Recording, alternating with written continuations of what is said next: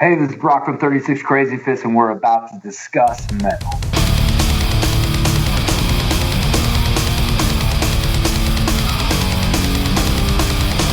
This is the Discuss Metal podcast with Brock Lindow of 36 Crazyfists, hosted by Dan Terry and John Beatty of Brutally Speaking, presented by discussmetal.com.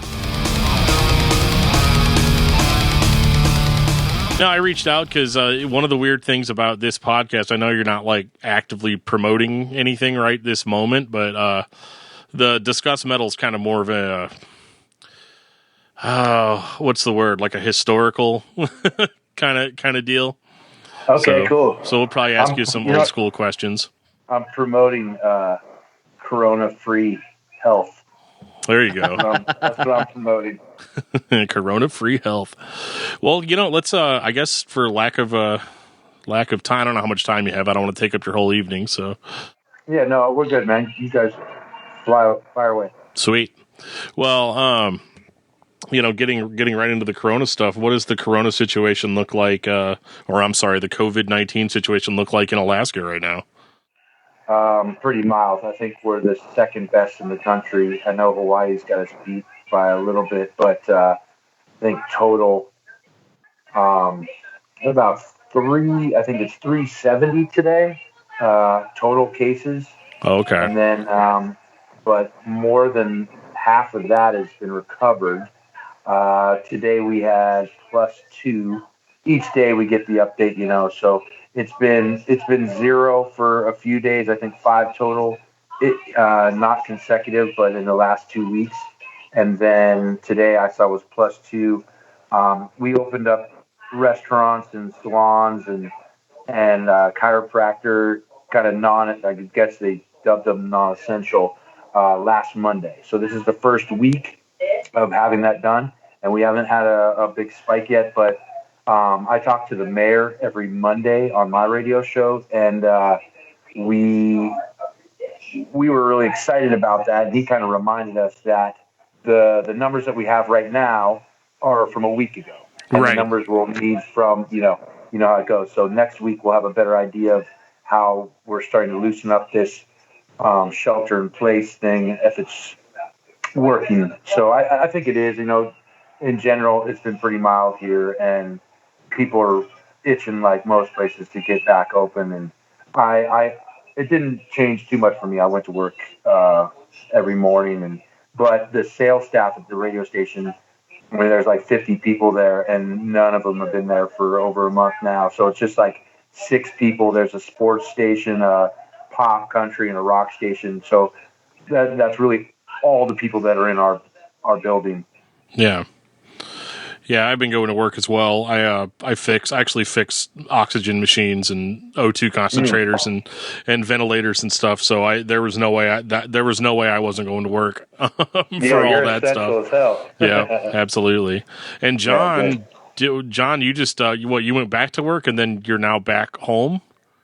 No, so for me, I work for a conveyor belt making company that makes stuff for like Procter & Gamble and a few other places. So technically we are an essential business, but we were losing a bunch of work that couldn't necessitate all the production people, and being in shipping and receiving, that kind of dictates our workflow as well.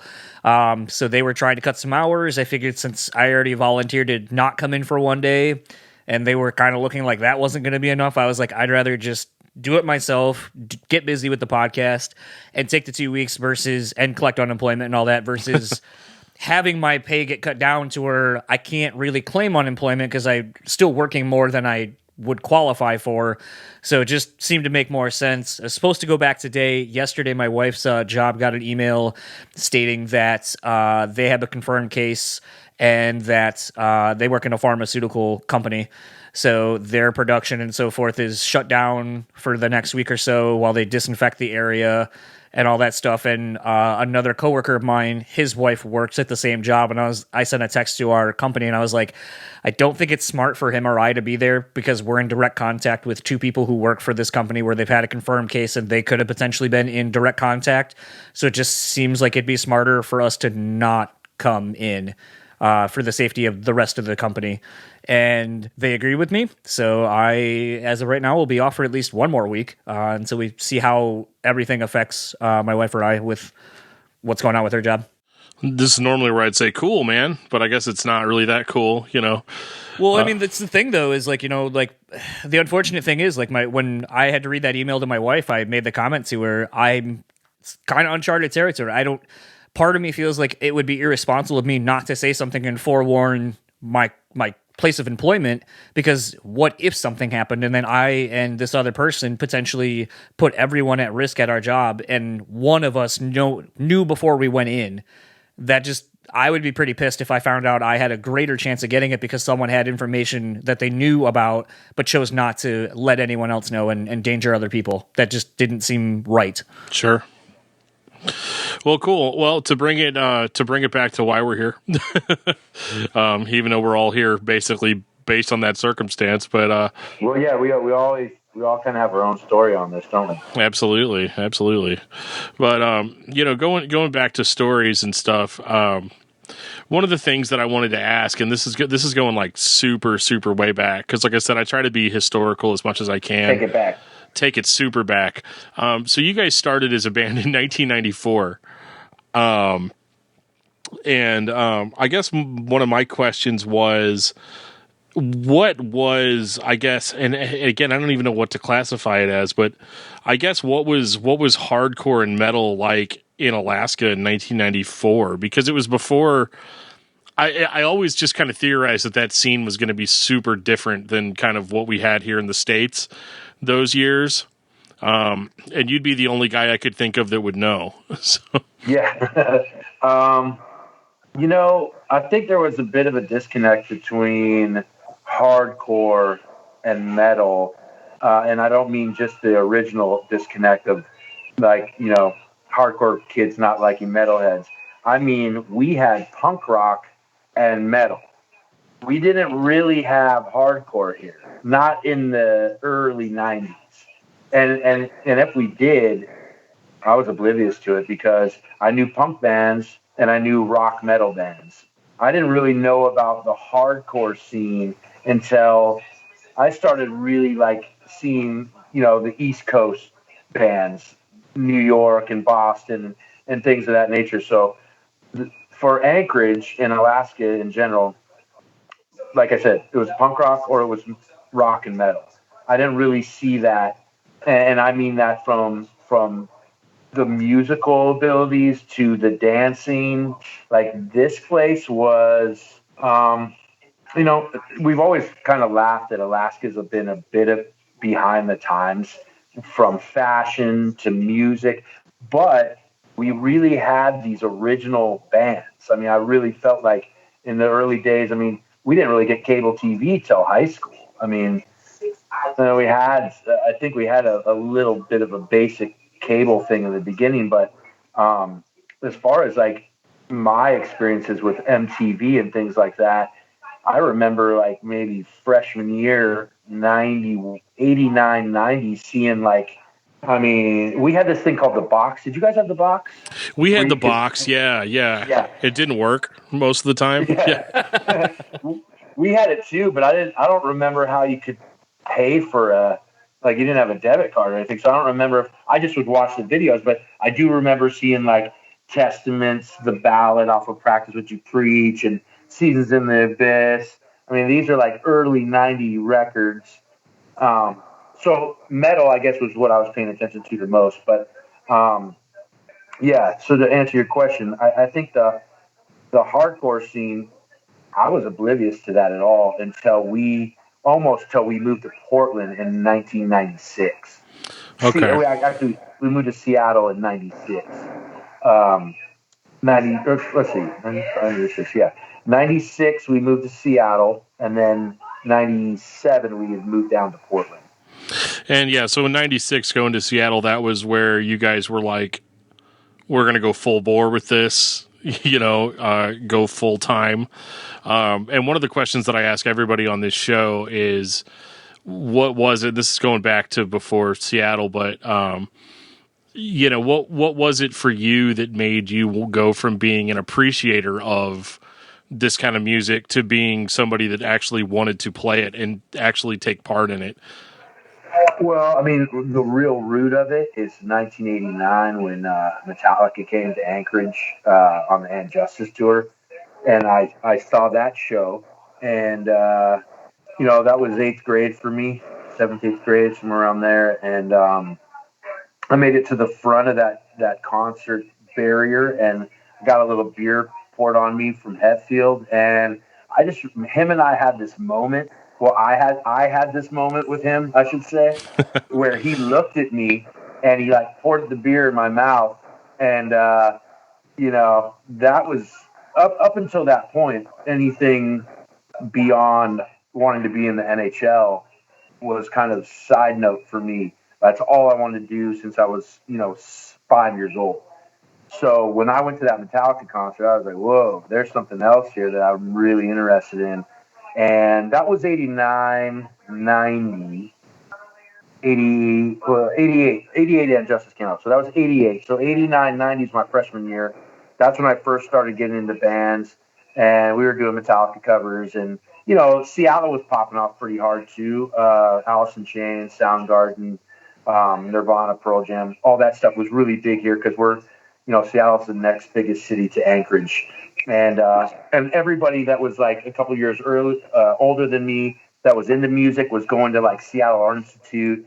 And I remember my older sister, actually went to Seattle Art Institute, and she was part of the class that did the Man in the Box video with Alice in Chains. Oh, wow. That's awesome. So, yeah. So I went and visited her for Thanksgiving, and she got me super drunk with her college friends. And I remember that tangible Seattle feeling that I really wanted to get down to as soon as school was over. So to rewind a little bit, as soon as school was over in 93, I commercial fished that summer with my dad. I made a couple bucks, and I hit the road with Thomas Noonan, who was our original drummer. This is pre-36. Him and I, he's a really good guitar player. To this day, he still is a great guitar player. He was going to play guitar, I was going to sing, and we were going to find a couple band members. But on the way down, his girlfriend broke up with him. And so that 3 or 4 day drive was complete hell because he didn't say one word the whole time. Oh, man. And he was super bummed out. All we did was listen to Sunny Day Real Estate and like Far Beyond Driven. So it was like the dichotomy of emotions. And as soon as he got to Seattle, he peaced out and went back to Anchorage. Oh, wow. Sorry, hang on, my dad's calling me, decline him. And then, that was August of that year, and I tried out for two bands, and I didn't get a call back for either of them, to be honest.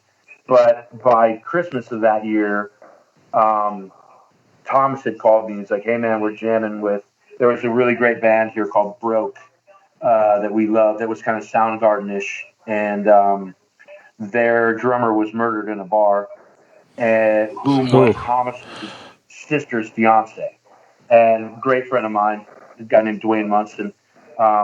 Anyway, so basically everybody in that band, except for Thomas and I, is what formed 36. Okay. So I went back home, and but everybody from here, to move on about the way it is here growing up, you got to get out of here. In the beginning, I mean, this place rules. I love it. I hope to die here someday. But it's not big city. It doesn't have music every night. And if you're into the arts, it's been sheltered for a long time. I mean, bands at our level rarely come here. You got Metallica. We got Metallica twice. Ozzy once. Alice Cooper. Pantera and Slayer came once.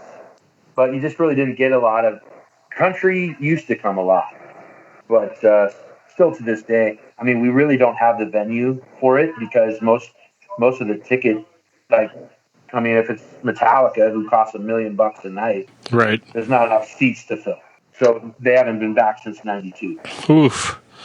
Yeah, that's got to be rough. So I guess so from your perspective of that time is we've got this band together. You feel like we're doing good stuff, but we're never going to get anywhere being where we're at. Yeah, I think once we all joined forces, I mean, we were fresh out of high school too. You know, most of our buddies were still here, so we're putting in 300 to 500 kids at every show. So it was a big deal here, Sure, yeah. and it's always been very special here. But we realized that you can't play every weekend. You're not. There's only a couple places to play, so you learn early that you'll oversaturate the place, and you never don't want the show to be packed. So we were like, we got to hit the road. We got to go see what touring's all about. We didn't know anything about labels or anything like that, but we definitely knew we wanted to tour. So back in the day, I don't know if you guys remember that book, but it was called Book Your Own Fucking Life. Yeah, yeah. That was how you got your press kit to the local pub in Seattle or Portland and Redding, California, wherever the hell you wanted to go.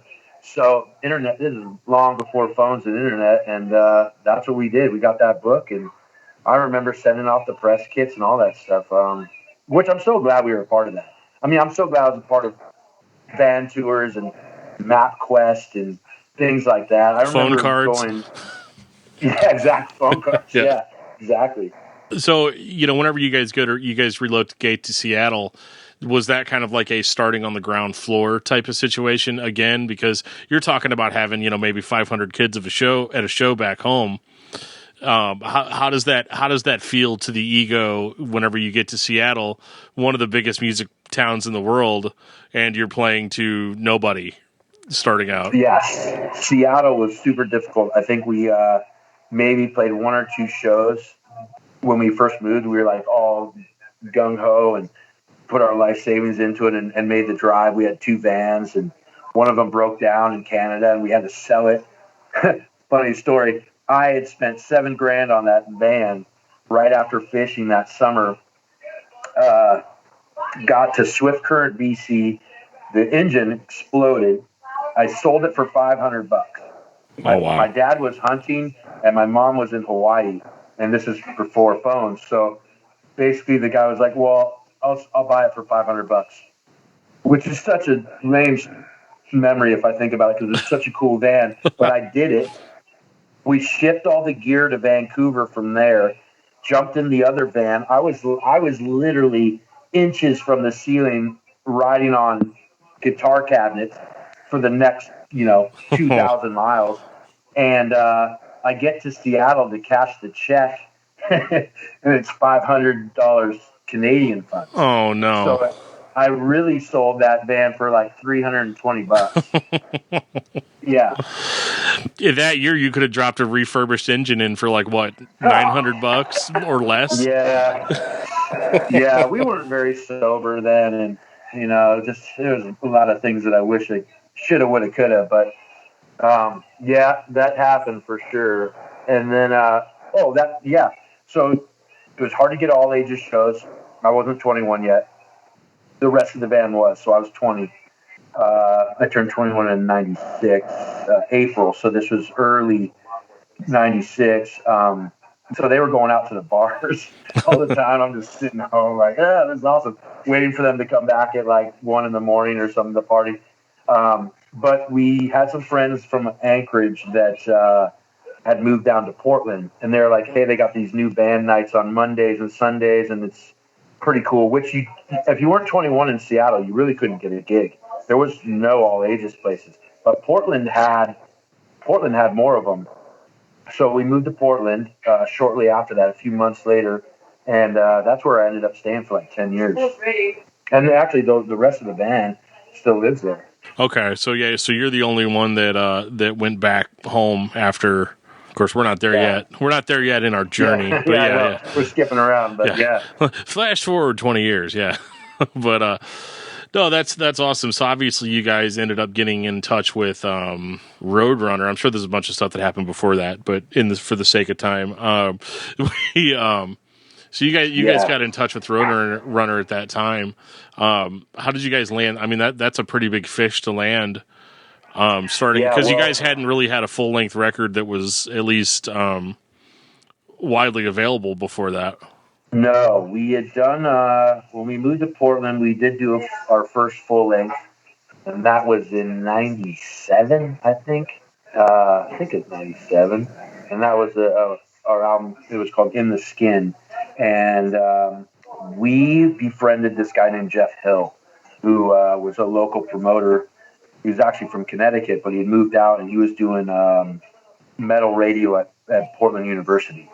And so I kept seeing him at because we were going to every show possible because we weren't used to shows. So there was all these bands coming through, and we were stoked. And so I would see him, and I realized he was kind of the promoter. So I slipped him that disc, and I think he may have came over to our house or whatever. We had a pretty sweet house that we all lived in, and people were kind of afraid to come to after a while, calling it the Alaska House because we just outdrank everybody and fist fought each other and on any nightly basis. But yeah, so Jeff Hill ended up giving us like a bunch of opening slots. Like we opened for like Stuck Mojo and Hatebreed, and then there was several sweet shows that we got to open for. But one in particular that changed the whole game for us was Skin Lab and Pissing Razors.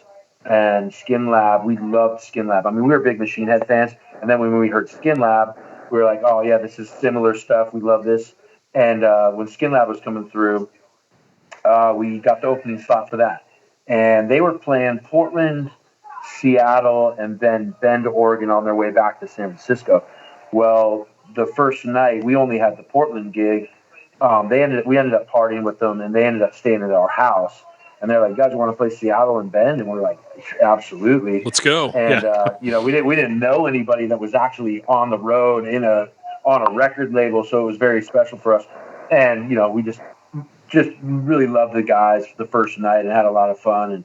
And so we ended up doing the next 3 nights or the next 2 nights after Portland, and just kind of exchanged phone numbers and stuff. And maybe a few weeks later. Steve Esquivel, senior for Skin Lab, was like, "Hey, why don't you guys come down to San Francisco? We'll do a more current demo for you guys, and I'll shop it around for you." We're like, "All right, wow, this is incredible. So let's do it." So we drove down, and we did a 4-song demo, I think, and he sent it around. And I remember specifically that he sent it to Earache Records. Roadrunner Records, I think Eulogy, and I can't remember the other one. But anyway, Prosthetic, Eulogy, maybe? Roadrunner, Earache. Nah, Prosthetic would have been probably too heavy for us. And I don't remember knowing them at that time. But anyway, and I was working at the Adidas Road warehouse right next to the Burnside skate park. So I was taking lunch and watching the skateboarders and came back, and there was a call from me, and I think it was Holt or Thomas. They're like, "Hey, Monty Connor called. He really likes the music. He's not sure about the vocals. He wants to see it live, and he's going to come out here, so we need to book a show." And I'm like, "Okay, cool." And then for like 2 weeks straight, like, because we were brothers, our brothers gave each other a lot of shit, and they're like, "Dude, do not mess this up for us." Like, it was all like it was all about me, which I thought was kind of ironic because before I thought that everybody liked the band because of me. So sure, yeah. It was the first time I really felt like I was the one that could stop the dream. And yeah, it was definitely, the pressure was on. We had a terrible show, to be honest, when Monty came. But I mean, you guys know the story from there probably. But we played a show. Hilariously enough, Steve's distortion pedal, the clean channel wouldn't work. Oh no. So thankfully it was the distortion pedal that stayed on the whole time instead of just the clean channel. But none of our dynamic parts, it really didn't freaking matter. I mean, so you came across as way more brutal than probably. Yeah, maybe we did, and maybe that's the reason it all worked out. Sure. I never really thought about that. You might be right about that. Yeah. Well, these guys aren't messing around. To dinner with Monty after that. He took us out to dinner, and we just kind of picked his brain on our favorite Roadrunner bands for so many years. Sepultura, Obituary, Typo, all of it, and Machine Head. And I think his plane, he flew in that day, and he was leaving at like 2:30 in the morning. So like around midnight, we were back at our house, like just drinking beers and hanging out, and the cab was coming. We kept passing each other, going to the bathroom, like, dude, do you think you liked it? Or like, what happened? And we had a big show because we asked our friends that were in this band called the Daylights, which were like a cool Nirvana, a little heavier Nirvana, but they were Portland guys and they had a great following. So we asked if we could open that show to get a good crowd so this guy could see it. And so we had a packed house, which was cool, but it was their fans, not ours. And so at the very end, his cab showed up, and we're like, "Hey, man, thanks a lot for coming." And we were just stoked that he came, whatever. We didn't put we didn't know any better.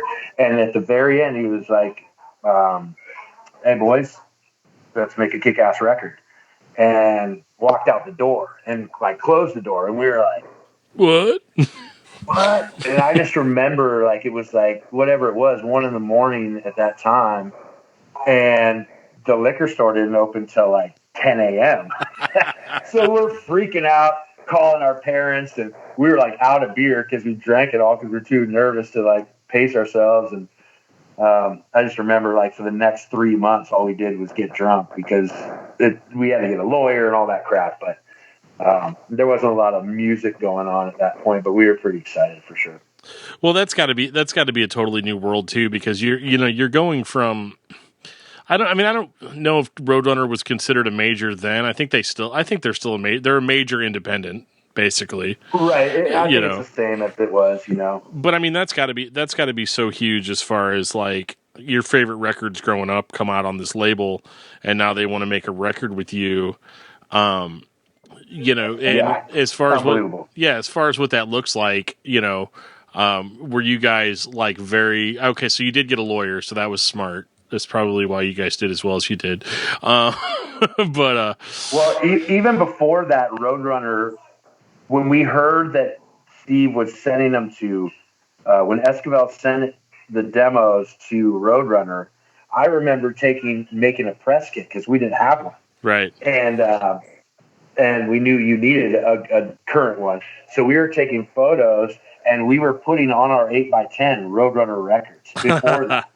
So we manifested destiny a little bit. Dress for the job that you want, right? Yeah, exactly. Yeah, I love that thing. John, do you have anything, man? I feel like I'm neglecting you over here. No, I definitely have a lot of stuff. We're still in 94. Yeah, we're still in. I guess actually, I do have one question per this era of the band, and it's more to the effect of obviously, when by the time you're getting to the Pacific Northwest, grunge has kind of happened at that point, and you're kind of starting to see whatever will be the new thing. But I personally, and maybe Dan has, I don't know, I've never really talked to anyone that had been in a band that wasn't trying to be a grunge band at the time, that was living in that area, doing something that no one really had heard yet. What was that actually like, trying to be a part of the new scene that was kind of being ushered in at the forefront of it really happening? I mean, I think we thought we were in the wrong place the whole time.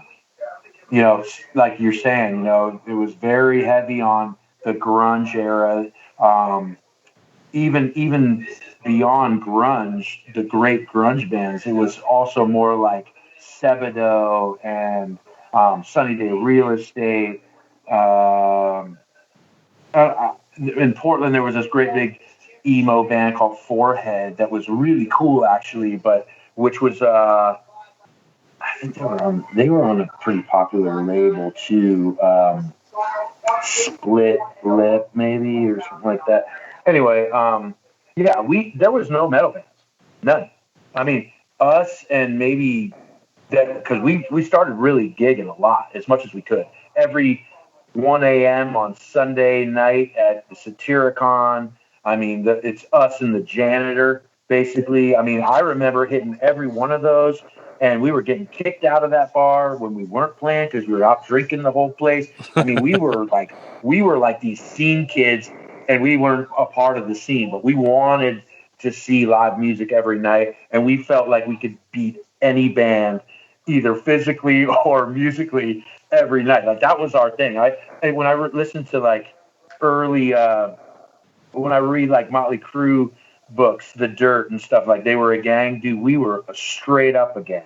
we fist fought somebody every night. And I'm not bragging. I'm just saying we were just these dudes from Alaska that didn't have any friends, but we felt like musically we could kick anybody's ass.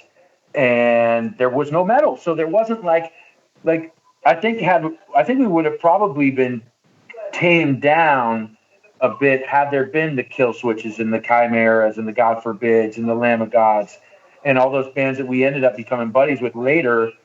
But in Portland, we were the heaviest band going. I mean, there was some death metal bands. There was a death metal band called Body Bag, but we weren't death metal. We knew that. Right. We were more crowd move this place. Those bands aren't like that. We once we saw Biohazard and Murphy's Law, Agnostic Front. Once we saw those videos of how you get that crowd going, Anthrax.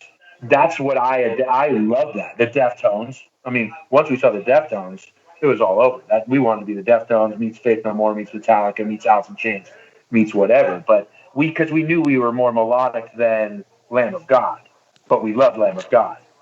So there just was no bands that were really making a crowd move that wasn't a national band touring through. I think it gave us a lot of confidence. Well, and one of the things, so when the first record comes out, I keep saying the first record, I know there was one before that, but it's the first record that I know. Yeah, the world knows. Right. So, actually, I'm going to tell you a funny story about the first time I ever heard you sing, but I'm going to save it for a little bit later. Okay. Going to keep you in suspense. The funny thing is that like, so Bitterness the Star, I remember, so a buddy of mine kept trying to get me to listen to the record because he went out and bought it like as soon as it came out. He's like, dude, this is the heaviest thing I've ever heard. And he's like, check out this song. It's called Wrist Theory. And I was like, Wrist Theory? And he's like, I was like, wait, you what mean a weird name? Yeah, I was like, what is that all about? And then we buy the CD and find out it's Slit Wrist Theory. But even though he really wanted me to get into the band at that time, I never listened to the record. He was one of those friends that like his recommendations were always really hit or miss. And we didn't have YouTube or anything back then. So like, I couldn't. If I'd have really been trying hard, I would have checked it out, but I just never did. I was like, whatever, who cares? Like this dude's whatever. He even ended up giving me a copy of Slit Wrist Theory, the single. You remember those floppy disk drives that they had after old flop? They were called zip drives, and they had they had like almost as much information on them as the CD-ROM. This dude comes over to my house and gives me a zip drive, which I didn't have before. So I plugged it into my like Windows 90 whatever computer and, popped it in. I can never get the file to play. But that's not my question. That's just a funny tidbit. But but that record came out and, you guys, being on Roadrunner that year, from that scene, you guys played, heavier than a lot of the bands around, but you guys seem to have gotten lumped into that like new metal, alternative metal type of sound. Was that something that you guys were going for, or was it just I guess maybe just being victim of the time? I think that we really had no clue of those tags back then. Like that whole new metal thing that was originally like the bands that I knew were like Korn and Limp Bizkit, even the Deftones. With whom we liked all of them, more the Deftones than any of them. But we didn't really. What I remember more or less than any of it, when the first album, when Bitterness came out, I just remember that I was compared to Daryl Palumbo the whole time. Yeah. And every single article, which unfortunately our Bitterness to Start came out before or after Everything You Want to Know About Silence by maybe a couple months, I think, which, maybe it would have been different. I mean, I never saw the Glassjaw comparison. I listen to certain bands, and I really do hear the Glassjaw comparison. For example, a band that I really like, Let Live, the first couple records, that sounds like Daryl Palumbo style singing. I agree. Not dissing it. I dig it. I like it. I'm just saying maybe the emotive lyrics were similar, maybe that teenage angst was similar, but it sort of rubbed me raw just because I ran into him a couple times and we weren't the same kind of dudes. And that's not disrespecting him. I'm just saying that we weren't the same kind of guys. So lyrically and musically, we're totally not the same guys. I'm a Slayer Metallica fan. He's into, I don't know what he's into, but I'm pretty sure he's not a thrash metal guy. I'll But ask him if I ever get him on the podcast. I'll be yeah, all like, yeah. that's really here nor there. What I'm getting at is, I mean, he's down to. It's cool. He can listen to whatever he wants. I don't care. I'm not saying that. I'm just saying that the Glassrock comparison was so massive on that first album because those albums came out on the same label, dang near at the same time, and they were the only albums that were sort of like each other in the sense that they weren't Machine Head and Soulfly, Sepultura, Cold Chamber, Typo. Who else was out there on the damn label? They're all Machine Head. It was a two records that had emotional lyrics and singing, Yeah. not so guttural. So I think that was the comparisons. Just to get back to that, I mean, I think I was hearing more of that comparison than us just being a new metal band, because that new metal thing kind of died right about at Snowcapped where we became metalcore, and now we were metalcore. And I will say I really appreciated the metalcore tag, because if you were new metal at that time, it was a derogatory term. It wasn't saying that your band was awesome. No, you're new metal. That was like a slander. Unfortunately, it's come back around now. You see the newer bands are doing some new metal things, and nobody bats an eye about it. And I'm stoked for that. But at that time, when you were new metal, it was a low blow. Yeah, it was a slam, and it's funny because you're like, yeah, I don't remember anybody really calling it that at the time. I have a very similar theory. I don't feel like anybody started calling it new metal until it started to decline. Like until it became an insult. Because I remember hearing like, oh, this bit like, because we would say stuff like Limp Bizkit is rap metal, and Slipknot, they're scream metal. And Deftones is melodic metal. Like we would say stuff like that. We would never say like, "Oh, this is a new metal band." Non-derogatory terms. Exactly, but yeah, they're nice explanations. Yeah, it used to be. Oh, you listen to new metal, because it was definitely like that. Like as soon as me and my buddies were all decked out in our metalcore gear. As I Lay Dying, Kill Switch. Some Zao, some Unearth. Stuff like that. We were all like, "Oh, you listen to new metal? What's wrong with you?" And that's kind of what I'm getting at, because obviously when Snowcat came out, you guys had transitioned musically to into more of that metalcore sound. You guys still kept your melody, but it definitely was heavier. It was more guttural. It was more in your face. And I mean, it couldn't have come at a better time, especially since that was hitting at a wave. Because I remember I had this Headbangers Ball sampler, and it was like 2000. I want to say like 2002, something like that, where it was two discs. One was like Korn, Stained, Slipknot, Mushroom Head, all those bands. But then the second disc was like Lamb of God, In Flames, As I Lay Dying, 36 Crazyfists, bands like that. And I remember being like, oh, okay, so this is what we're all going to be digging now. Like this is our new thing. And I guess with the two records being as different as they were sonically, was it those comparison and those tags that kind of pushed you guys towards going for a heavier sound, to go more for the throat, or was that just kind of where you guys were at the time?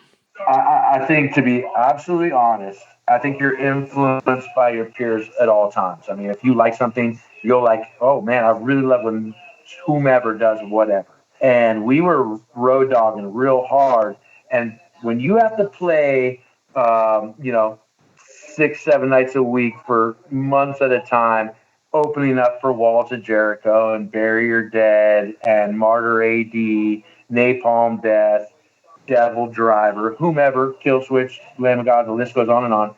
and you're the least heavy band on the tour, it starts to really, number one, kick your ass. But you want to stay true. You want to stay true, and that's the reason you're there, because you have something you're doing is tangible to the people, and you're making friends with these bands, and they love.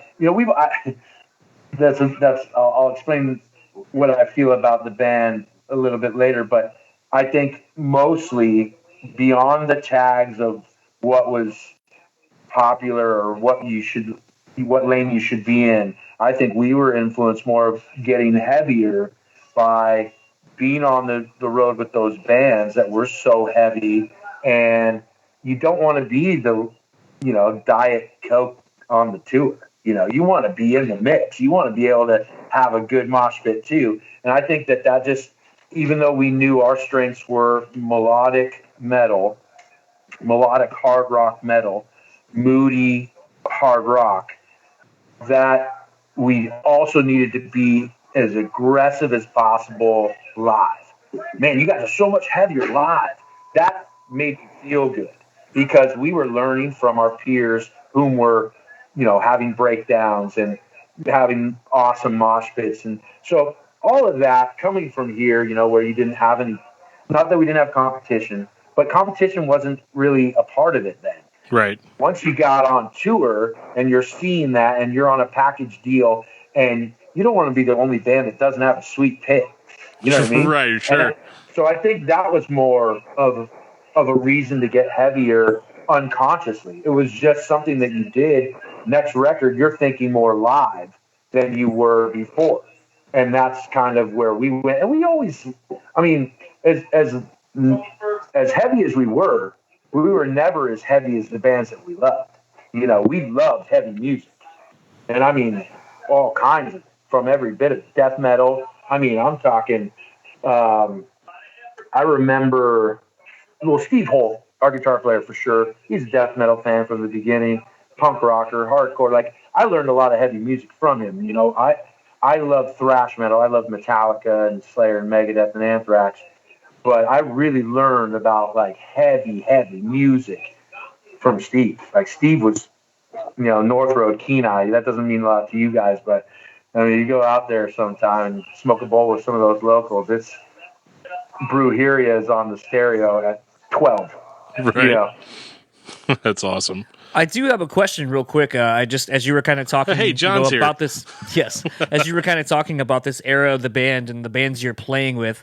So the other day I did an Instagram live with Ken Susi of Unearth, and something I was kind of thinking about, and I guess this applies to you, but in actually a slightly different perspective. So you guys being out on the West Coast, there was kind of what I was explaining to Ken was sort of the same thing that happened in hip hop, where you have your West Coast sound and your East Coast sound in hip hop. And the same thing was kind of happening in what would become metalcore or hardcore. You had your East Coast bands, especially in the Massachusetts area, that were putting their stamp on that sound before it became a sound. And then you had bands like, we'll say, Throwdown, Terror, or not Terror, but Throwdown and, 18 Visions, Bleeding Through, all these bands. And then everyone kind of started touring and then, meeting in the middle, basically. And, I know I've had, talking to James Hart from 18 Visions, he talked about some of the first tours they did out east where, they're getting called faggot and spit on and stuff because they're wearing eyeliner and they don't look like the hardcore of the East Coast. Then you have Ken who's going like, you had like Jamie Josta and like all these bands, and it's more kind of that biohazard-y kind of influence stuff. And it's different. It's kind of, I'll say, blue-collar, tough guy kind of hardcore. And then there's you guys who are kind of in the Pacific Northwest where you're getting just an amalgamation of all different kinds of stuff, in addition to coming from Alaska where you had no scene. So you're kind of a man on your own island, and then you're kind of being thrown into the mix. So what was that kind of like, seeing literally different territories kind of and the different influences they were bringing out on the road with you? And did that potentially inform you going into the next recording process?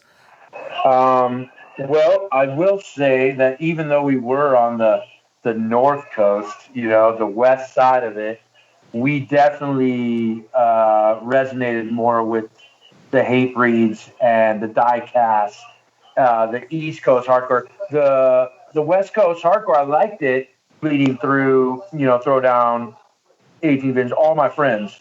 But I remember sharing a bus with 18 Visions in Europe. They were supporting us, and those guys all came on with their makeup bags.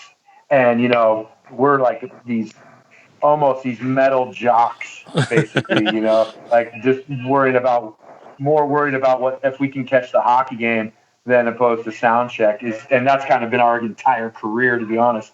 But I remember originally when 18 Visions came on, they were not going to be our bros.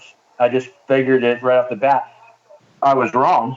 I love James and I love those boys, and we had a great time with them. But I do remember some mornings, when, they're sober. We were completely the opposite.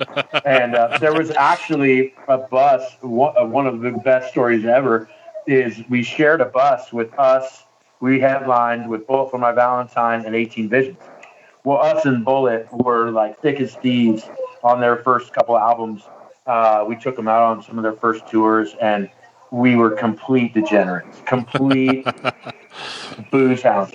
And, that was the time when you could smoke on the buses still, and we didn't care. And I remember the 18 Visions guys, we let them have the upstairs lounge because they're double deckers over there. And every once in a while, those guys would come down and be like, hey, you guys mind if I open the hatch? Like there's a hatch at the top of the stairs, let the smoke go out. And we were just like, yeah, go ahead, Do it. And yeah. I just remember being like, dude, how lame is that? Like now thinking about it as a 45-year-old man, I would have came down and beat some ass. But we just didn't think of those things. But I love James. I still talk to James to this day. What a sweet guy. And that band was amazing. And to be honest, maybe a little bit of this, we're jealous because they looked so good. They looked good on stage. I don't care who you are. That band looked amazing on stage. Absolutely. Can't disagree on that. Yeah. Well, and it was during this era. This is where I actually first heard you sing, because again, my buddy was trying to get me into 36 forever, and I just ignored him because I'm a douchebag like that, or at least I was when I was a teenager. And the very first time I ever heard you sing was actually on a Demon Hunter song. So a little bit about me. I was raised very conservative Christian and was only allowed to listen to Christian bands and stuff like that for a very long time. And so whenever I heard that Demon Hunter track, I think I was like a senior in high school, and I think it was called Beauty Through the Eyes of a Predator. And I remember hearing you singing on that one, and I was like, oh man, there's probably this whole other world of great bands out there that aren't just, and it took me forever. And I remember it being all like, yeah, this song is featuring Brock from 36 Crazyfists. And I was like, why do I know that name? Why do I know that band name? Where's that come from? And so I think it was like probably a matter of like 2 weeks. And I think they had a bunch of guests on that album.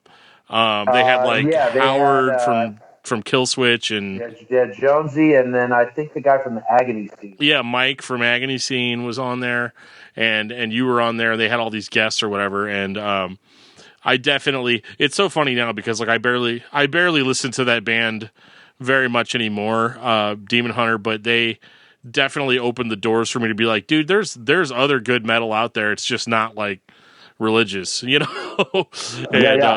and so that was one of the first sparks for me. So it wasn't very long before I jumped into Snowcap, and then and then just kind of went from there, and then into Rest Inside the Flames, which came in a couple years later, because I remember buying that as a new release and being like totally stoked for it. Did you know that the Snowcap album cover and the Rest Inside the Flames cover was done by Ryan, the singer for Demon Hunter? I believe that. So John and I, he's probably or something right now, but we actually had Ryan on Brutally Speaking a while back, and dude, he's such like one of the most talented dudes I've ever talked to in my life, because he not only is he like a singer songwriter type, but like he was showing us like all of his artwork, like after we were the cool stuff, after the interview stuff where he's like, you guys want to see what I got behind me, and so he was showing us like all of his artwork and like his collectible figures that he had made and all of that. And both of those guys, Ryan and Don Clark, the Clark brothers, they're next level. I'm a massive Demon Hunter fan, and the whole band is, to be honest. But Yeah, the skills that those two guys have as far as musically and artistically, I'm just a massive fan of those guys for sure. Definitely, there's a lot of talent. So with Snowcap Romance, you guys broke through as far as being with the metalcore scene and things like that. What I think is interesting too about Snowcap and even in Rest Inside the Flames is that you guys always towed a very thin line between being super brutal but also being like melodic sensible. In the sense of like, yeah, you could be brutal, but if you're brutal the entire record, then it's just going to sound like one giant noise, and nobody's going to remember, what they heard at the end of it. Were you guys, especially after Snowcap came out, were you guys ever like kind of pushed in a direction by anybody, at a label or management or anything to say like, you guys could be America's next big hard rock band, or anything like that, or was it always just kind of, because you guys always kept that balance even throughout the next few records where I was like, I could hear this band on local hard rock station, but then it's too heavy. It's too heavy for that audience. Was there ever anybody that was trying to push you in a more melodic direction? No, there wasn't, and that's because I think that we were never, there was no restraints on the band really. It would just kind of do what you do, and we'll put it out. And we didn't really feel like the Bitterness album was given its due as far as a push. But to be honest, we really didn't know what a real push was either. So, we saw our contemporaries, maybe stepping up that next rung, and we were kind of stagnant, I think. And with Snowcap, I thought we had some viable jams that were going to get us up that next rung. And no one was directing traffic. No one was really saying anything. We did get Larry Mazer as a manager on that album, which was massive for us. I love Larry to this day, and I miss him. I need to check in with that guy. But he had been around. He was Kiss's manager, Stone Sour, Breaking Benjamin, Lamb of God. Just Larry kind of got us on the right tours. The label side of things started to kind of unravel, I think. And I really mean that in the sense that there was just no communication, and which really nothing against any of the labels I was on, because there's people at all the labels that I love that we were on, because we became kind of a suitcase for a bit. Uh, there just wasn't a lot of direction, and that was probably more our fault than anyone's, just because we were. I think it's kind of the curse, the gift and the curse of being from here. We didn't want a lot of outside influence. We were a little bit aggressive. I don't mean musically, I just mean as people. And I think that everybody just kind of, I'm not saying that they like let us do whatever the hell we wanted, but they let us do whatever the hell we wanted without a lot of push. You know what I mean? Like, we were willing to be road dogs, and we were, and we have been. But it didn't really. Well, back to what you're saying is there was times where there was like I remember like Tim Brennan or Paul Conroy, Carl Severson, guys that were at labels we were on. They were saying like, yeah, you guys could be great on a Foo Fighters tour or a Queens of the Stone Age tour or an Incubus tour. But all we wanted to do is be on the Deftones. We want to open with Deftones. So like, can you get that? Make that happen. No, we can't do that. But you can go out with Napalm Death and Devil Driver, and we're like, well, fuck, those are our brothers. So let's do that. And that's kind of the world we stayed in. So if you're in that world, if you stay in that world, which we were fine with, you're not going to get that exposure of the radio rock crowd. You're just not. And I learned a hard lesson, and we can get to that later when we get to, I believe it's Time and Trauma. I'll tell you a very good lesson I learned about where I thought our due should have been done long before this. And I had this chip on my shoulder about it. But once I got it, I also realized that maybe I wasn't supposed to be there. Well, you guys can all look forward to that in part 2 of. No, I'm kidding. It's all going to be one. I don't do multi-parters. But yeah, but yeah, like that record. Especially Rest Inside the Flames, if I want to jump towards that one, you guys even like, because I talked about like the difference between Bitterness and Snowcap, but Rest Inside the Flames was like even more so. Like when I was talking about like how you guys kind of morphed into kind of this more metalcore oriented band, Rest Inside was like just going for the throat in every respect. Like that was the first time I started hearing like the metalcore breakdowns. Like your contemporaries in a record, and that one was not released on Roadrunner. So I guess my question would be, what happened with that as far as Roadrunner goes, and what was it that made you guys want to put it out on a different label, or if you guys had any control over that? Well, it started with Bitterness, to be honest. Our drummer Thomas, one of my best friends in the world, I love him to death. He doesn't pull any punches. He's just who he is, and he doesn't give a shit if you hear it or you don't. And that's kind of, he got back when chat rooms were going on, our own personal chat room on the 36 page, which was pretty fun to be a part of back then. I think we toured for 6 months on Bitterness, and he was like, I think he like straight up was like, Roadrunner didn't do anything for us. And there was like this big time bum out dealing with them on Snowcap. And Snowcap was kind of a defining album for us in Europe for sure, and the rest of the world. The States not so much, but Europe it was massive. And Bitterness, it was decent. That was our introduction to the world. But Snowcap was pretty good for us there. And Roadrunner, when we came to do Rest, we knew that Carl Severson, who was a dear friend of ours, who owned Ferret and was on the Bitterness album, was in the band Nora, whom we love. Nora's incredible, yeah. Yeah, we love Nora. Carl was like, hey, you guys want to come over to Ferret? And we were like, fuck, please let us go to Ferret. So right. Roadrunner basically just let us go. It was just like a split deal. Like, let us go. At the time, Ferret was being distributed by Roadrunner worldwide, but in the States. So we were like, let's do it, because Roadrunner Europe and the rest of the world, we loved, because we actually sold tickets over there. We were something. So we didn't want to lose Roadrunner Europe, because they were actually we loved them so much. Everybody at Roadrunner UK was so special to us. So as soon as during that little mid time, we went to DRT with Clutch and a few bands and put out Rest in the States, and then Roadrunner worldwide outside North America put out Rest. Okay. So it was the best of both worlds. Right. But after, I think that only lasted for a few months, and then Ferret became worldwide. Right.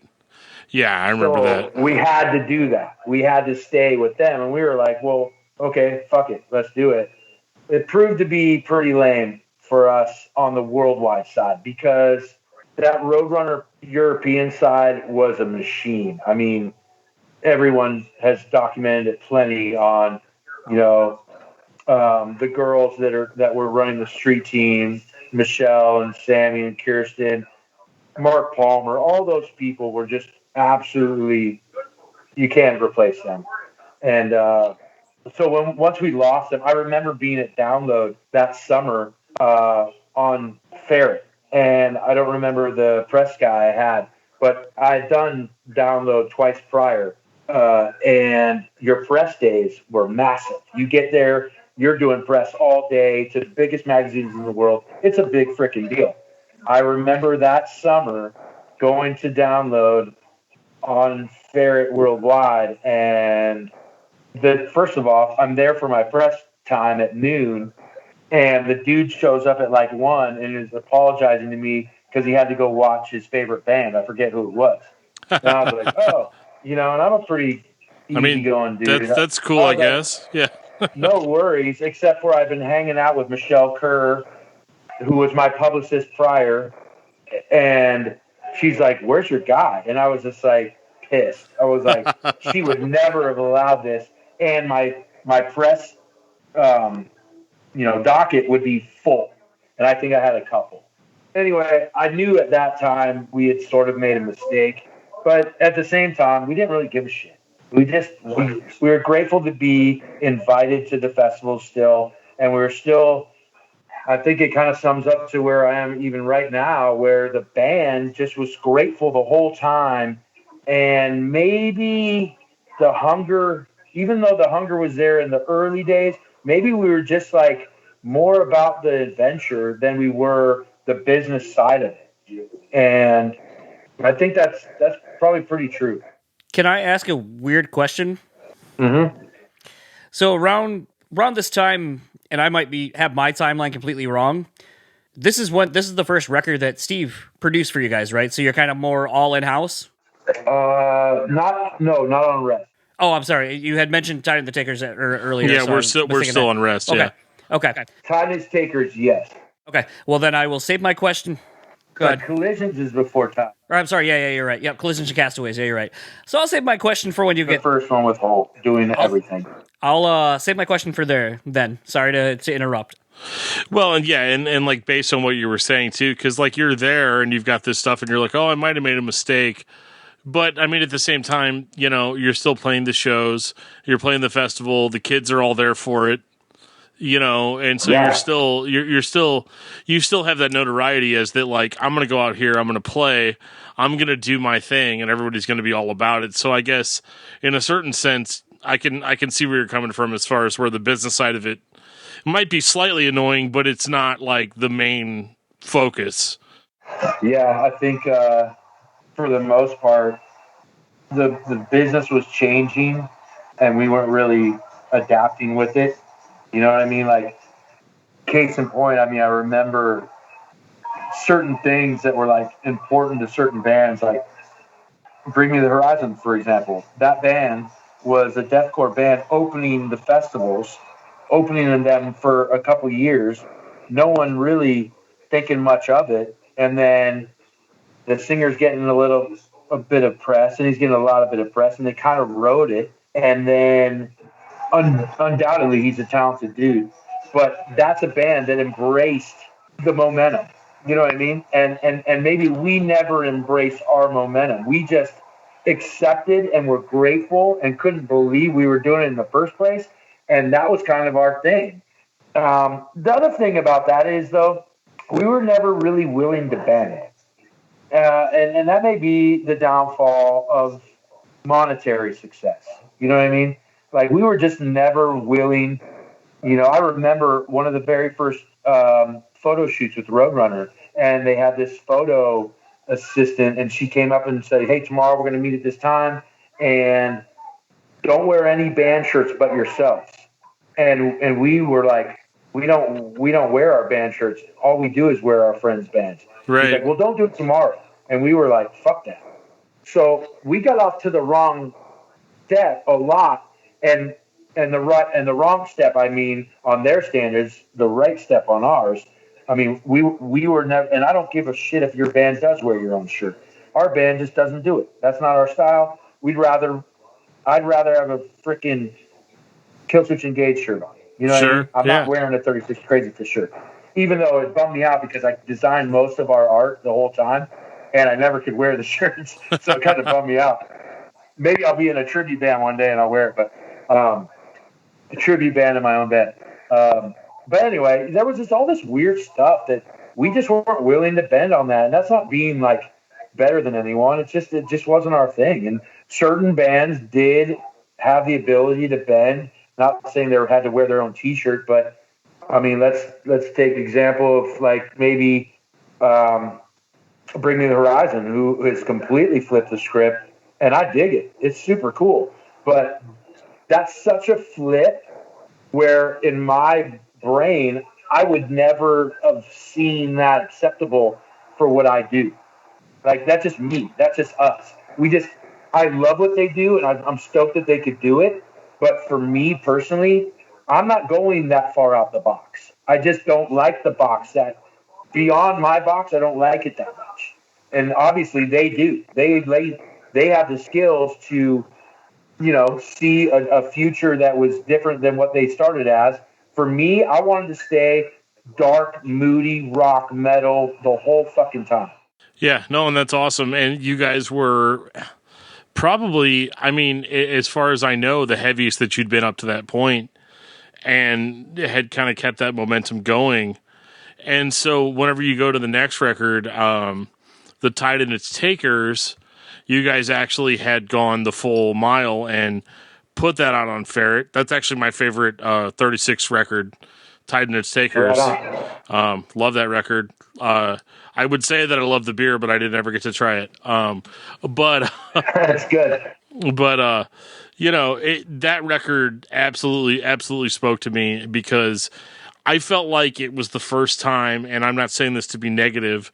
I felt like this was the first time where yourselves showed through the record, if that's proper English. It was very. It was very you guys. It was very unique in the sense. I'm not saying that the other records weren't unique, but like this record was what I feel like really encapsulated and cemented the 36 sound 100%. Because again, it rode that fine line between hard rock and brutal metal, in such a way that like somebody that's not even into heavy music would love that record. But people that would still be satisfied. They wouldn't be like, oh man, they had to dumb it down a little bit for the masses on this one. And so my question is, I guess, what was it like, obviously putting that on a Ferret, that year? And cause I mean, that was, as far as I know, that was when Ferret was still Ferret. Yeah. And, was that kind of your guys' dream finally to be on that label and finally kind of get to stretch your legs a little bit? Yep, I think going to Ferret and having Larry still with us, it was a beautiful combination of touring was starting to get a lot better for us. We were doing, opening for In Flames and certain bigger profile tours. I mean, as far as Europe, we were doing massive festivals, and our own headliners were great. Not in the States ever, but over there it was awesome. And the States were fine too, I was always grateful for whatever we had. But I think that the Tide record with Carl and Paul Conroy, Carl Severson, Paul Conroy, they owned Ferret together. I mean, I'm not really sure the ownership split there. It was Carl's thing first, and then I know Paul came over. Paul was also an A&R guy at Roadrunner. And they were just, they were music guys. Like, not that I don't think Roadrunner had music guys, but there was a lot of suits there, and I know there was a lot of people that didn't care for the band at Roadrunner. That wasn't necessarily Monty Connor, whom we love, and he made our dreams come true. He fought for us tooth and nail, and we know that, but he was up against a big metal machine. So when we went to Ferret, where it was like way more like punk rock, hardcore, metalcore, do your own thing, and it was just a smaller group that it seemed like really gave a shit. Like you came through New Jersey, you came through New York, the whole label was there. You got drunk with every one of them, partied all night. They talked about parts of the record that made they actually listened to it and liked it. And not that you need that affirmation, but that's what I loved about it. They were our friends, and they gave a shit. They're moshing. They're not like nothing against the Roadrunner crew, but they were just like older dudes that had been there, done that. You know what I mean? Mike Gitter, Monty Connor, those guys are legends, but they weren't going to get in the pit. Carl Severson, Paul Conroy, even though Paul, he's a little old too, but those guys were just special dudes to us, and they really gave a shit. They flew out to Portland. I mean, there was moves that were made that really made us feel like we made the right move. And you never really know what the frick is going on, Like it's such a business, and when you're just been so busy being hungry and playing every night, and the RV's breaking down on any given night, and you're dealing with that stuff, you need the label side, the management side of that to have your back. And if something goes wrong, you can call them, and something's on the way. And back Yeah. then, you're so broke that you're just flying by the seat. Like, I think about it sometimes. Like, I drove our country a million times over by the seat of our pants with only the money to get gas to get there, and then some free beers. And I mean, it's broke as a joke. This isn't freaking the level that this is the pyramid scheme in that. I mean, you know what I'm saying? It's like VFWs. And I mean, this, when you're really getting after it, it's somebody's house. The beginnings, not many bands get to stay there because they get going, but we kind of tiptoed in all of it. And you want that label, that management support that can actually make a difference for you. And I think once we got on Ferret fully, I felt that. And you can see it on the record too. It's much like, because there was a certain freedom and a certain, and I don't. It's weird using the word fun when describing like heavy music, but like there is a fun aspect to that record and kind of a jovial. I mean, like, don't get me wrong, the songs and the lyrics are all still deeply personal and still like very real, but like it just sounded like you guys had reached a safe haven, there, and you that reflects even on the recording, which is something that's a little bit intangible, but definitely something that I felt going into it. I think that record was a lot of fun to make, to be honest. I think the band mentally was in a pretty good place at that time. Like, we were having a lot of fun. We were away from Roadrunner, and we didn't really know what that meant, but just being with people that were really supportive really felt good. Something about this era kind of that's interesting to me, though, is, this is the first, on a new label, basically, and is the first self-produced record. And something you actually brought up a couple of minutes ago that I've always felt about Ferret that led to their successes, but also maybe was a little bit of to their detriment as far as to the band's level of success that they could achieve, is they were a very DIY label in the fact that they liked signing bands that could do so much in-house. I mean, they had Killswitch. You had Mike D being able to do the graphic design, Adam D being able to record everything.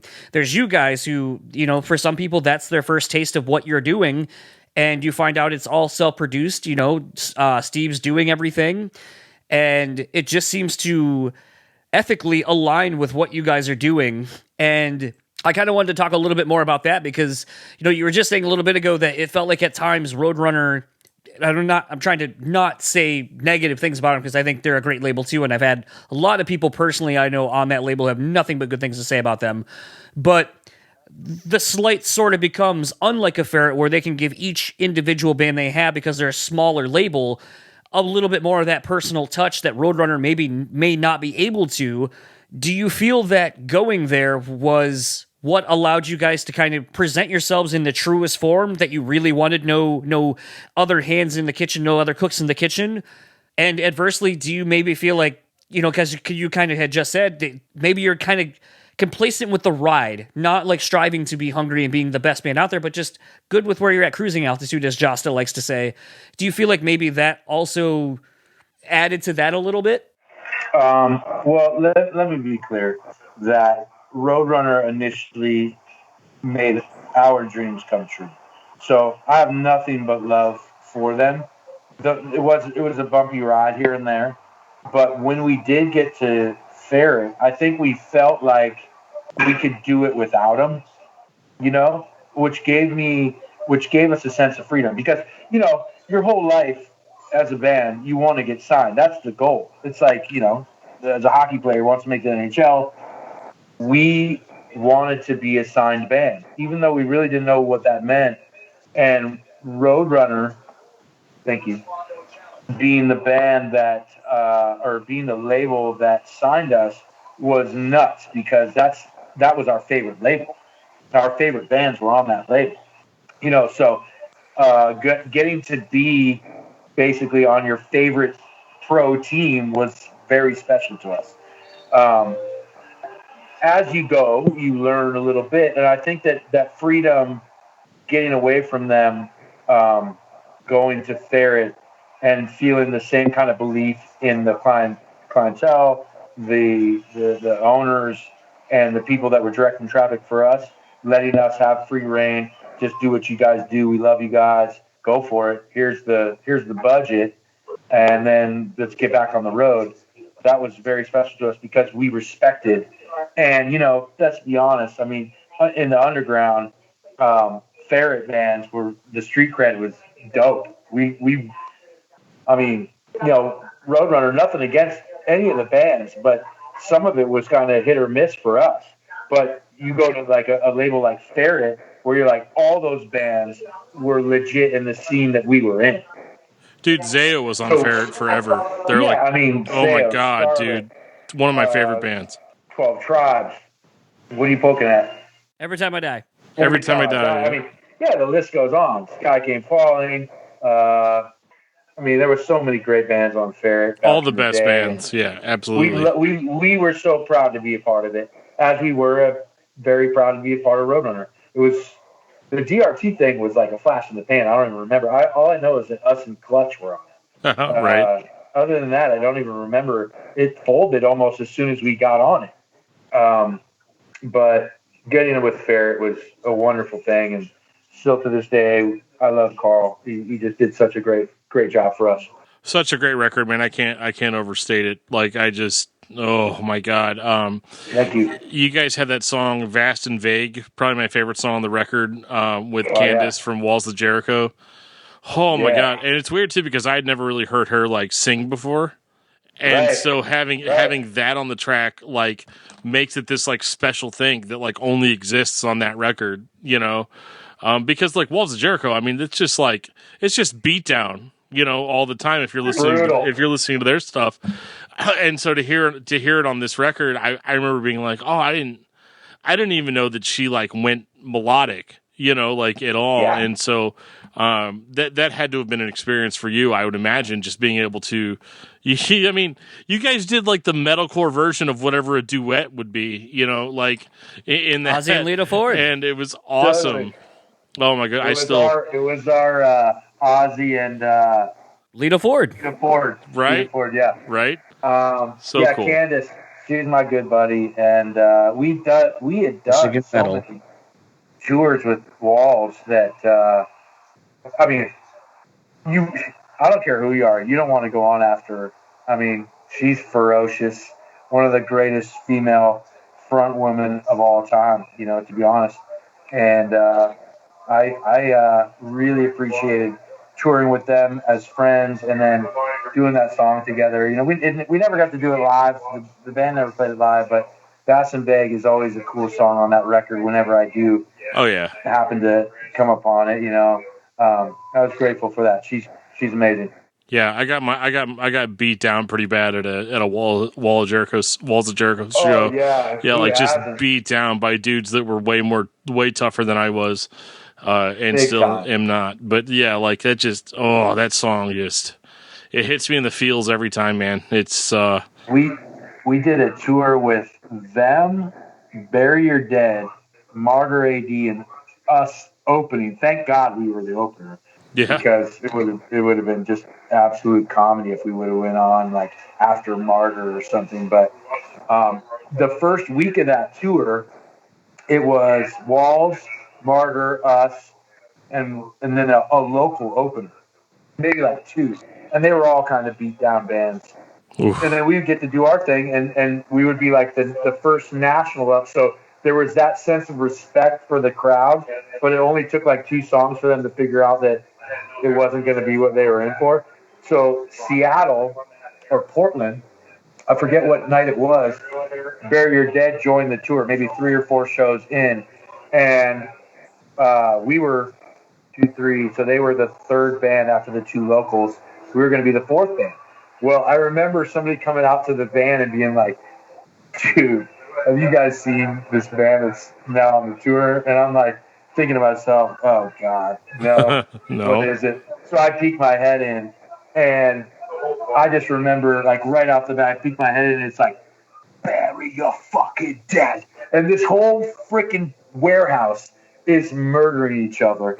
And I'm like, God damn it. Couldn't it have been like Seosin or something, or some rad emo singing band, No, it's got to be like the heaviest thug band ever. And anyway, next day we said, "Hey man, I don't know if you guys care, but we'll gladly open the package." And they were like, "Cool, man." And we all became great friends. But That's awesome. It made the most sense. I mean, and as the tour went through the Midwest, it was fine because everybody kind of had their fans. But I remember, like, when you got to the East Coast, I don't know how we survived some of this stuff. You're like, hey, we're gonna slow it down for you guys right now, and they're like, that's why we had to keep on getting heavier, man. We had to keep up. We're gonna slow down for you guys tonight, right? You guys, ready for something that's gonna hit you in the feels? And they're like, no, go home. You can't play blood work when you're up against bury your fucking dead, Right. I love those guys, but yeah, you learn a few things there. Well, let's move on to Collisions and Castaways. Yeah. This was cool. First of all, I love the title because it was, we had the Tide and its Takers before, so then we have Collisions and Castaways because we're on the sea, we're in the sea right now, and we're moving back and forth. Maybe it's cheesy the way I'm describing it, but I thought it was cool. I was into it. And I have to say, there was a quote that you had said, well, it was reported by Blabbermouth. That's where I pulled it out. But you'd said when this record came out, if this was the end of the band, this record is exactly what I wanted the band to do at that time. Would you definitely still support that? Yeah, and I think I could say that for every album, to be honest. I mean, it was a reflection of where we were in all those times. I caught a lot of shit for the titles for a long time with the boys. Just because, for whatever reason, I kept having these super long titles. I grew up on the ocean here in Alaska, commercial fishing with my dad, so everything was very nautical.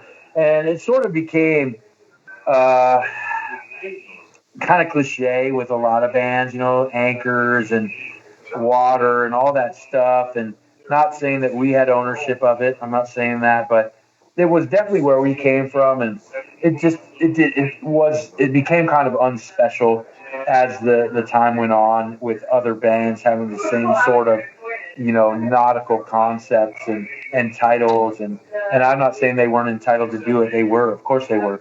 But for me, I felt real ownership of it because I was a fisherman and I spent a lot of time writing music on the ocean. And I grew up in a very pristine place in Alaska. And so I felt like this was my thing. But then the band was kind of like, everybody's doing that. And it kind of bummed me out because it was really what I am about, and to this day.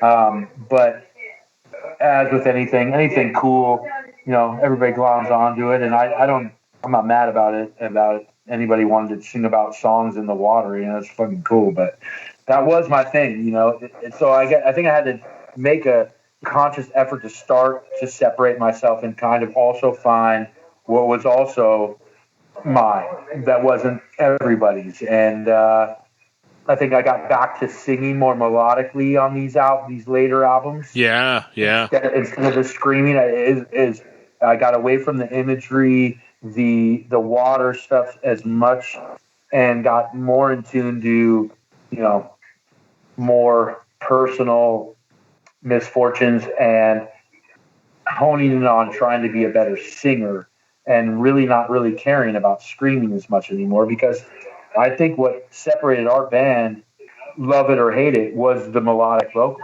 Totally. Yeah. Many people didn't like the band because of it, and a lot of people like it because of it. So I figured, fuck it, let's hone that in, make it better, and really make that the more uniqueness of the band. Sure.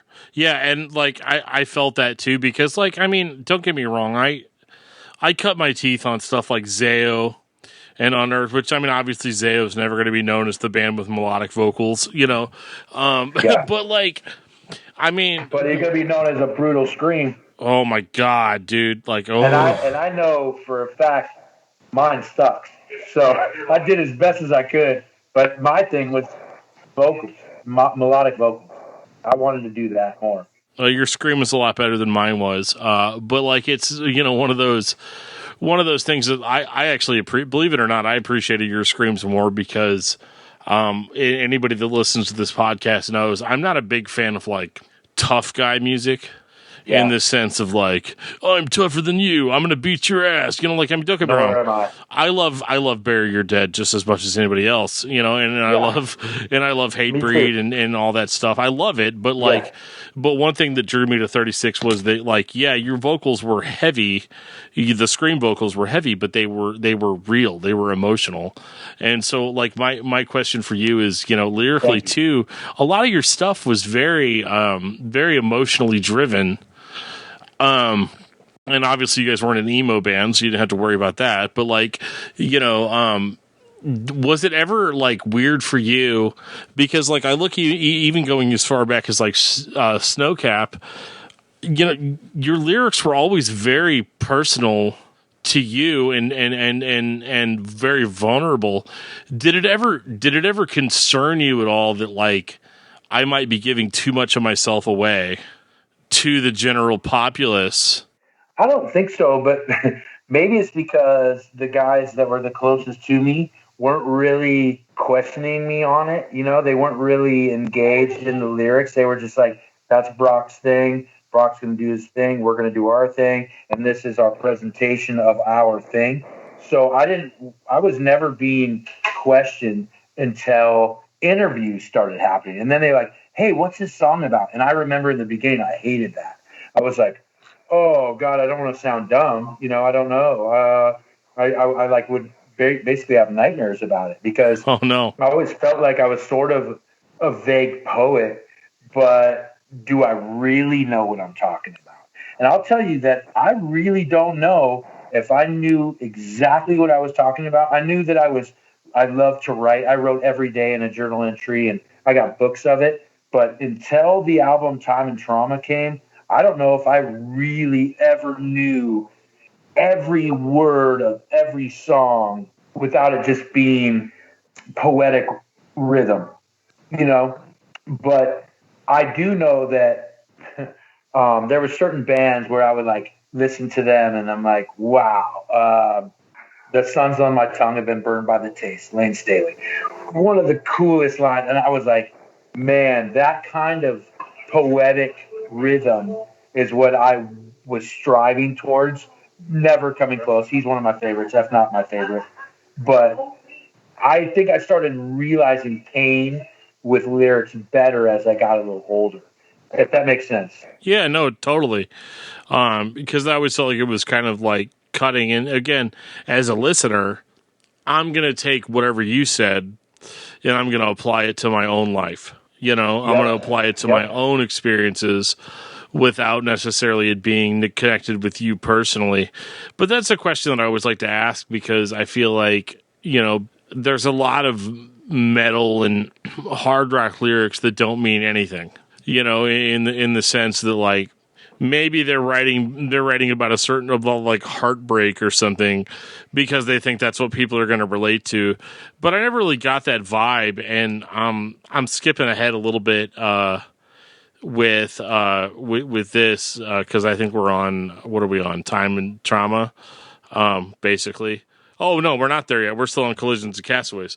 But what I always loved about your lyrics is that I could always apply them to whatever I wanted or whatever I was going through. And with Time and Trauma coming out on Spine Farm 5 years later, you guys had, since Bitterness, you guys had put out a record every 2 years. And I remember as, being a 36 fan, there was a long time where I didn't know what you guys were doing as far as, a band and whether you were still playing or you were still doing whatever. And so you guys had moved from Ferret, which I'm going to just assume that Ferret, between 2010 and 2015, Ferret had basically ceased to exist as we know Ferret now. I know They got bought out. They got bought out by, I think it was it Warner Brothers? Sony, I thought. I think it was Warner Brothers. I think it was Warner. Yeah. Okay. I only know that because I was talking to Jeff from Zayo the other day, and he said that they've been actively trying. They had put out they were trying to re-release their Funeral God record from 2004 and had to do a bunch of crazy shit with Warner Brothers to get that to happen. And thank God I've got that vinyl. That was I had to wait a year and a half for that. But speaking of waiting, so we waited 5 years between 36 records. Was that just because you guys were waiting on kind of a label, or was there just so much going on, for you guys personally? I never could figure out what happened with that gap in record releases. Yeah, that gap was what record is that? That is Tides, or is that? Yeah, that's Tides, right? Yeah, so it's between Collisions and Tides. Yeah. Yeah, Or I'm sorry, not Tides. Time, not Tides. Right. We already did Tides. We were touring in Europe with Devil Driver in 2010 December, and right towards the end of it, I got a phone call from my sisters that my mom had been diagnosed with cancer, and so that was December of 2010. So we kind of ended that tour cycle. I went home, kind of just told everybody that this is more important than everything, of course, and I'm going to take this year off with my mom. So I did. I spent pretty much every day with my mom, which I hadn't in a lot of years. I was very close to my mom, but I'd been on the road for a long time prior to that. So that was a special year for us. And then my mom ended up passing away on Thanksgiving Day, November of the next year, 2011. So that happened, and this is 11. So right around 12, early 12, kind of as the dust settled, the boys were writing music, and they were kind of, tiptoeing around on how I felt and everything. I always was grateful to that, but I kind of found out how much I really wanted to do this again after that. I had some pretty heavy content to get off my chest, and so I know it didn't come out till 15, but that was mostly because we were seeing what we wanted to do. We kind of started writing right away in 2012, and we were probably done with the record by 2013-ish, recorded the demos, and then we had to start shopping it. We didn't have a label at that time, and so we thought about just doing it on our own. You could have. Yeah, and we at thought that about time, doing yeah. it, except for the reason we didn't. We had plans to just release it on iTunes ourselves and all the streaming sites, but then we realized we wouldn't be able to just get invited to all the the festivals, which was a big part of our thing, man. We wanted to be back in the mix of that, and a lot of years had passed, so we didn't know if anybody gave a shit anymore. The president of Roadrunner, Jonas Knotson, became the president of Spine Farm Universal. Tim Brennan, who was our marketing guy at Ferret, was now the marketing guy at Spine Farm. So we had a few things we thought about. We knew where we wanted to go, which was Nuclear Blast, because Monty Connor and Mark Palmer from Roadrunner UK were now there. So they were like, let's do the record. Well, Holt and I had the conversation with those two guys, whom we love to death, but we got off the phone and we just kind of felt like it was the same old thing, to be honest. And it's nothing against those guys. They got big fish to fry, and they were like, we love you guys, we'll put the record out. And we appreciated that, but when we talked to Tim Brennan and Jonas at Spine Farm, man, they had really listened to the album. It was just different. It was we met every single person on Spine Farm on the call. It was just like a big thing, and I don't know. They were really special to us, and we got off the phone and we're like, it was going to be pretty hard to knock us off Mark Palmer and Monty Connor. There was no way it was going to happen. For sure, yeah. We wanted to go to Nuclear Blast because all the Roadrunner bands went to Nuclear Blast. all the favorite bands that were there, you know? That's the go-to metal label. Absolutely. Yep. Yeah. And then having Mark Palmer in charge, who was the OG of Roadrunner UK, whom we just love him so much. That dude gave a shit about 36, does give a shit about 36. It was a tough decision to go to Spine Farm, but I still feel at this moment that Spine Farm has been unbelievable, and the labels still serve a purpose.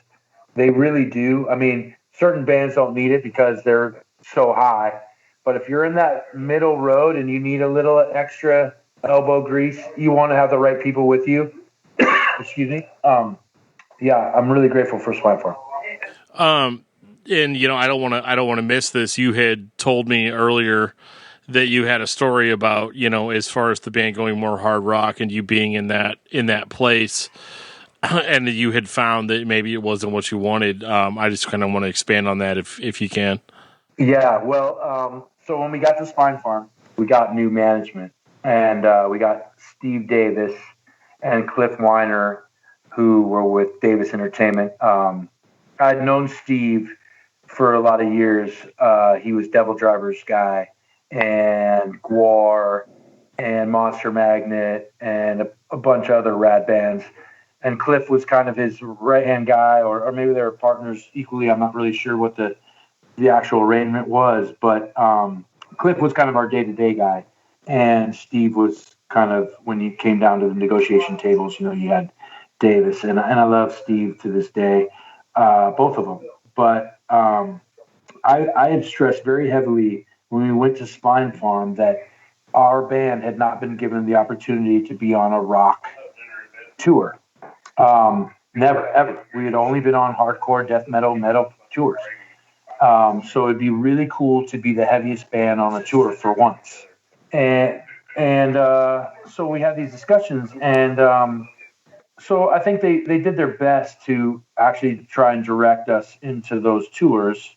We got new booking agent as well, and we went to Artery Global, which we were at TKO prior to that, and Trevor Swenson became our new booking agent, who he really did actually kill it for us. He got us out with Nonpoint, which we love Nonpoint, and who was a pretty active rock radio band and doing those kind of crowds. We did that, and then we went into In This Moment, which, we all know how they are on the radio now.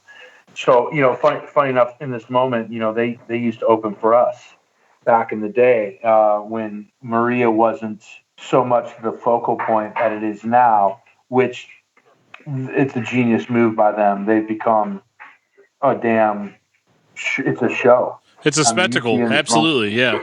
It really is. It's really well done. And I got nothing but love for those guys. But here's the thing. I felt that we deserved to be in that world. So I pushed for it hard, and we started getting it. So we did Direct Exploit for Nonpoint, which was great. I mean, we fit right in with that. We were a bit heavier than the other bands, which I loved, and we got to be right before Nonpoint, so it was a good slot. Then we moved into In This Moment, which was bigger, a little bit bigger venues, not as big as they are probably now, but it was still pretty big. We were doing, maybe 1,000 cap rooms or so, and we were direct support to them. And man, I think about 3 nights in, I just realized we were in the wrong place, and that was really because, number one, they have such a huge stage display, so there's really no room for anybody else.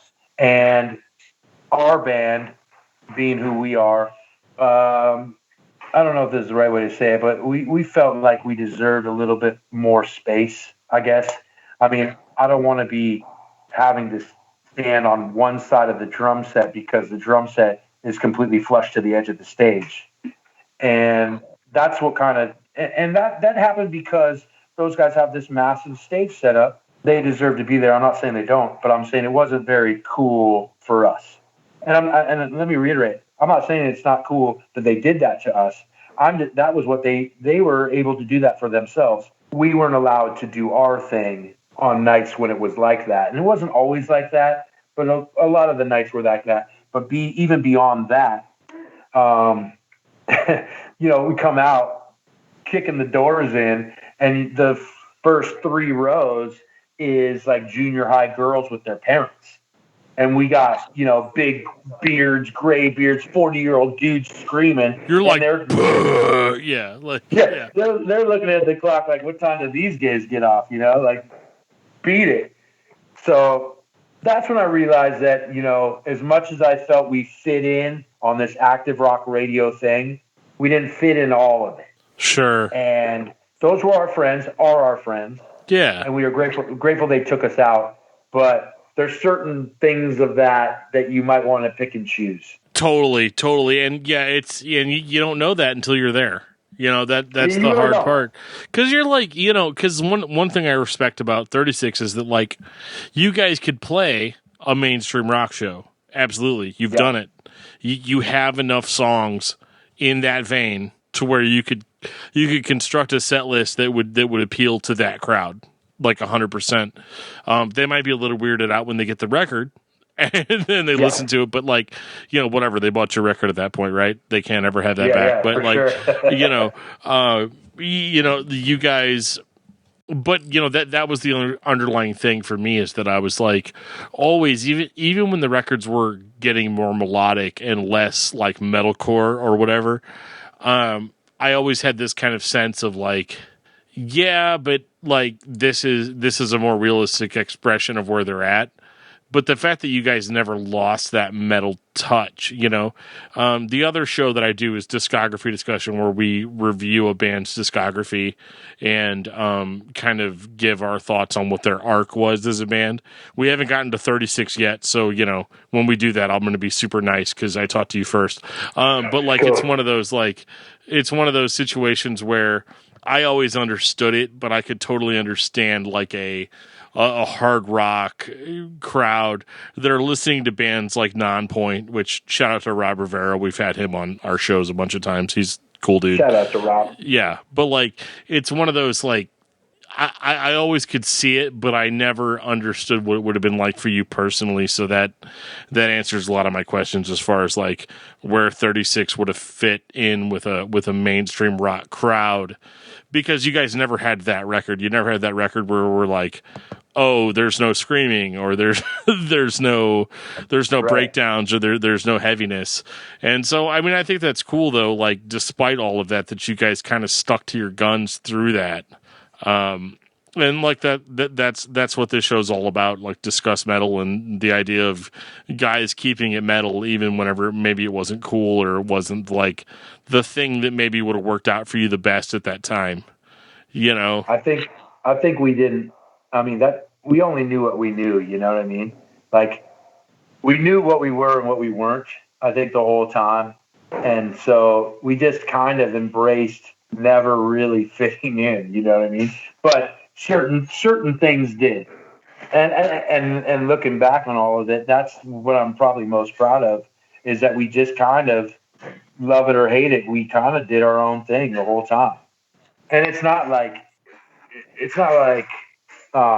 Korn or Rage Against the Machine or how they defined a genre. I'm not saying we did that.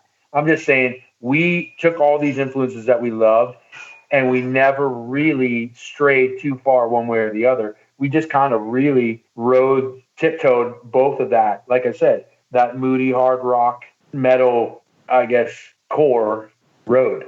Well, and we're getting to the end here. Right? There's a light at the end of the tunnel. I'm not going to subject you to too much more, but the record Lanterns coming out in 2017. It's funny because in preparation for this interview, I went and listened to an interview that you had done with my buddy Joshua Toomey for the Talk To Me podcast. Oh, yeah. That was right when Lanterns had come out, and you were talking about on that release how your original idea was to talk about like totems, and stuff like that, and how it ended up actually being kind of more of an introspective personal record, but that you had always wanted to do, an album about like totems and all of that stuff. And so I just kind of wanted your perspective on that, and like what your mindset was as to why you didn't follow that, or I mean, you more or less answered it in that interview, but that was 2 years ago. So I'm throwing it out there now. But like, is that something that you would like to explore in the future? Yeah, definitely. It still is. I think the problem with that I've had is, I think it's about the culture of it. You know what I mean? Like, I was born and raised in Anchorage, Alaska, and the native culture here is so special. First off, it's so special and so unique that you can't just speak about it. You know what I mean? It's you can't rush something together and talk about it. Yeah, it has to be calculated, researched, cleverly respected, and I have researched it quite a bit, and spoke to some native Alaskans that are friends of mine that would be honored to help me navigate it correctly. But that's the thing. Like, the totem pole has been something that I've gravitated towards since I was a little kid, and every animal tells a story in the native language. So I want to obtain it in the right way where it talks about my life also. And that's the tricky part of it. But I also think that's the beauty of it. That's the next 36 record. It has to be really well researched, really thought out, and really respectful to the culture. You can't just be this, geek off the street white guy talking native culture. That's not what I'm trying to do. I respect it so much, and I grew up with it, and we sang the songs as kids in elementary school, and I've been a part of the culture, not being a part of the culture. So I think you guys know what I mean. You just you have to do it right, and I think it's going to be awesome if I can ever figure it out. For sure. I'm stoked about that. As I get older, I care less and less about my feelings, and more about like the world at large and the history. Yeah, 100%. Like, because it's like, I don't know, I reached a certain point, I had kids, and the world became about more than just me. And so I think that's cool. 100%. It's kind of a preservation, sort of deal where, the world before is not forgotten. And and you guys can understand how precise that's got to be delivered. Yeah, absolutely. It's got to be done with the utmost care and respect. I get that. It really does. 100%. And that's kind of, newfound territory for me. That's why I don't want it. I don't want to rush it. Sure. Absolutely. Well, John, I know, man, I've been making you sit here and listen to me talk forever. No, it's totally good. This is what you deal with on the show, our show. Yeah, I get it. I don't get to sit back and enjoy the ride. I listen to John talk to people all the time, and I'm like, yeah, it was a good interview, John. You did it, buddy. I gotta tell you, boys. I mean, I play that fiddle on my morning show too. I'm kind of the color guy, so yeah. I've really enjoyed this. This has been a lot of fun. Well, Brock, I just want to thank you so much, man, for giving us so much time tonight. I'm sorry I took up your half of your evening, but this was cool stuff, and I like that we've got it as a historical document, and I appreciate your time and your thoughts on these things. I've talked to a lot of different musicians through this show, and I'm kind of trying to build like a picture of what hardcore and metalcore was, throughout the late 90s as well as the early 2000s. And I think this was awesome, and I really appreciate your time tonight. No, man, I had so much fun with you guys, and I'm grateful for the conversation. It was a lot of fun for me. The funny thing is, what you were saying was the pinpoint of what it really was. The focal point for us was coming from Alaska, which makes it weirder. We were so into the East Coast hardcore and the Midwest hardcore, not knowing anything about the West Coast hardcore, but knowing like Diecast and then the post-hardcore stuff like Into Another and Only Living Witness and bands that we love so much. I think it's a weird perspective, but such a special one from coming from Alaska, knowing about those bands. I don't know how we found them, but I'm so glad that we did.